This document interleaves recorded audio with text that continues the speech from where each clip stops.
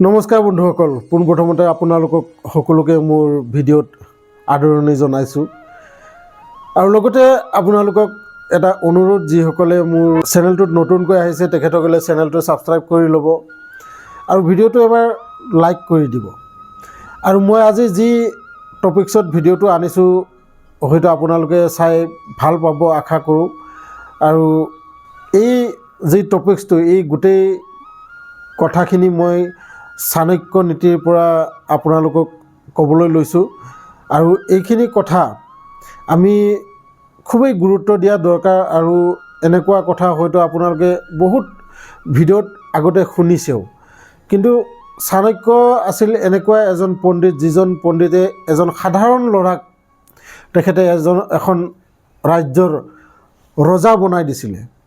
আৰু এই সকলোবোৰ তেখেতৰ অভিজ্ঞতা আৰু তেখেতৰ যি নীতি, এইবোৰ আমি সচৰাচৰ পালন কৰিলে আমি জীৱনত আগুৱাই যাবলৈ সহজ হয়।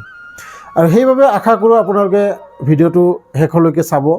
আৰু প্ৰথম কথা হ'ল, আমি জীৱনত যদি শান্তিত সুখত থাকিবলৈ হ'লে কিছুমান কথা আমি গুৰুত্ব দিব লাগে। আৰু এই কথাখিনিৰ ভিতৰত মই আপোনালোকক 5টা মেইন এনেকুৱা কথা ক'ম, যিখিনি কথা চাণক্য নীতিত লিখা আছে। আহক জানি লওঁ আমি কি এই 5টা মেইন মূল মন্ত্ৰ। এই মন্ত্ৰখিনি আমি সদায় মনত ৰখা উচিত আৰু সদায় ইয়াক স্মৰণ কৰি আমি ৰাতিপুৱাৰ পৰা সন্ধিয়ালৈকে যিখিনি কাম কৰোঁ সেইখিনি কথা মগজুত সোমাই ৰখাটো দৰকাৰ। প্ৰথম কথা হ'ল, যিবোৰ মানুহে অতীতত কৰি যোৱা কিছুমান ভুল, কিছুমান কাম পাহৰিব নোৱাৰে, সেইবোৰ মানুহ সচৰাচৰ দেখা পোৱা যায়। তেখেতসকলে চিন্তিত থাকে, তেখেতসকলে কেতিয়াও সুখত থাকিব নোৱাৰে। কাৰণ এই অতীতৰ কিছুমান কামে বা কিছুমান কৰ্মই আমাক সদায় দুখ দি থাকে আৰু এই কথাবোৰ সদায় পাহৰি যোৱাটোৱেই ভাল। আৰু যিবোৰ মানুহে পাহৰি জীৱনত আগুৱাই যাব পাৰিছে তেখেতসকল সদায় সুখী হয়। আৰু যিবোৰ মানুহে এই অতীতৰ কথাবোৰ মনত ৰাখি জীৱনটো আগুৱাই যাবলৈ চেষ্টা কৰে তেখেতসকলে জীৱনত আগুৱাই যাব নোৱাৰে।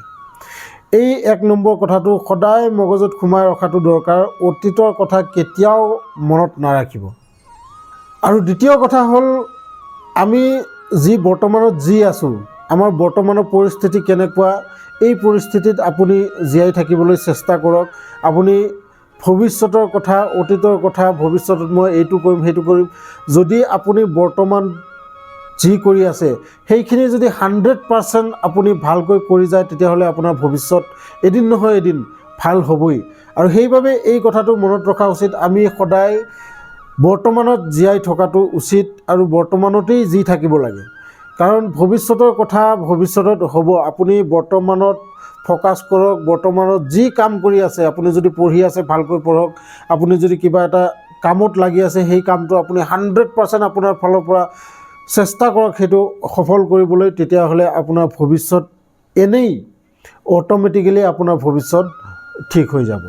আৰু তৃতীয় কথা এইটোৱেই যে ভৱিষ্যতৰ কথা যিসকলে বেছিকৈ চিন্তা কৰে, সচৰাচৰ মানুহ ভৱিষ্যতৰ বাবে বহুত চিন্তা কৰি থাকে, কিন্তু আমি ইয়াত কোনো পাৰ্মানেণ্ট হৈ জীয়াই নাথাকোঁ। আমাৰ মৃত্যু কোন সময়ত লিখা আছে এয়া কোনেও ক'ব নোৱাৰে। সেইবাবে ভৱিষ্যতৰ কথা বেছি চিন্তা কৰিবলৈ দৰকাৰ নাই। আপুনি যেনেকৈ বৰ্তমান সময়খিনি এনজয় কৰিব পাৰে এনজয় কৰক।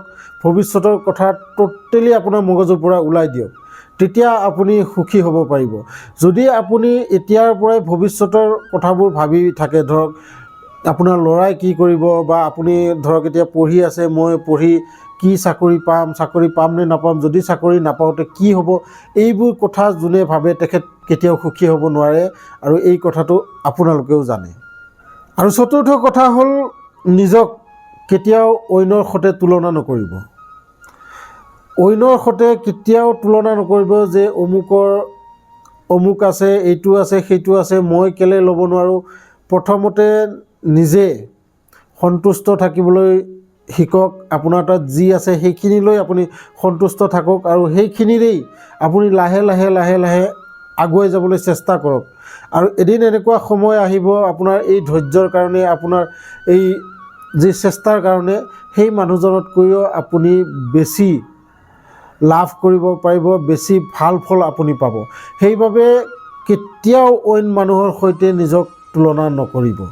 আৰু পঞ্চম কথা হ'ল খুব ইম্পৰ্টেণ্ট কথা, আৰু এই কথাটো যদি আপুনি জীৱনত এবাৰ যদি এইটো নিয়ম হিচাপে পালন কৰে, তেতিয়া আপোনাক সফলতা লাভ কৰিবলৈ এই জীৱনত কোনেও ধৰি ৰাখিব নোৱাৰে।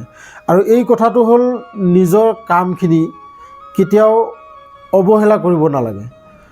ধৰক কোনো এটা কাম আপোনাক কৰিবলৈ কৈছে, সেই কামটো আপুনি লগে লগে কৰক। কালি কৰিম বা অলপ পিছত কৰিম, এই পিছত কালি এই দুটা শব্দ আপুনি টোটেলি পাহৰি যাওক। আপোনাৰ যি কাম লগে লগে কৰি আপুনি শেষ কৰক, শেষ কৰি আপোনাৰ যি মনৰ ইচ্ছা সেয়ে কৰক। কিন্তু আপোনাৰ যিটো প্ৰধান কাম, সেই কামখিনি আপুনি কেতিয়াও অৱহেলা নকৰিব। তেতিয়া চাব আপুনি আপোনাৰ জীৱনত আগুৱাই যাবলৈ আৰু বেছি স্পীডত আপোনাৰ জীৱনটো ধৰক আগুৱাই গৈছে, আপুনি লক্ষ্য কৰিব পাৰিব। গতিকে যিয়ে নহওক, এই 5টা কথা আপুনি সদায় মনত ৰাখি জীৱনটোত আগুৱাই যাওক। আৰু এই 5টা কথা যোনে অনুসৰণ কৰে, সেই মানুহসকল সদায় সুখত থাকিব পাৰে, হাঁহি ফূৰ্তি কৰি জীৱনটো পাৰ কৰিব পাৰে। আৰু যোনে এই 5টা কথা আওকাণ কৰি নিজকে বহুত জ্ঞানী বুলি চলি যাব বিচাৰে, তেখেতসকলে সদায় মনত ৰাখিব, তেখেতসকল হয়তো দুখত কিবা নহয় কিবা বিপদত সচৰাচৰ পৰি থকা আমি দেখা পাওঁ। গতিকে এই 5টা হ'ল চাণক্য নীতিৰ পৰা কোৱা কথা, আৰু এই কথাবোৰ সদায় মনত ৰাখি চলাটো উচিত। যিয়েই নহওক, ভিডিঅ'টো ভাল লাগিলে আকৌ এবাৰ আপোনালোকক অনুৰোধ কৰিছোঁ, লাইক এটা কৰি দিব। লগতে যিসকলে মোৰ চেনেলটোত নতুনকৈ আহিছে, চেনেলটো ছাবস্ক্ৰাইব কৰি ল'ব, কাৰণ মই এনেকুৱা ভিডিঅ' আপোনালোকৰ বাবে আনিয়ে থাকোঁ। লগ পাম এনেকুৱা এটা ইণ্টাৰেষ্টিং ভিডিঅ' লৈ নেক্সট ভিডিঅ'ত। তেতিয়ালৈকে ধন্যবাদ।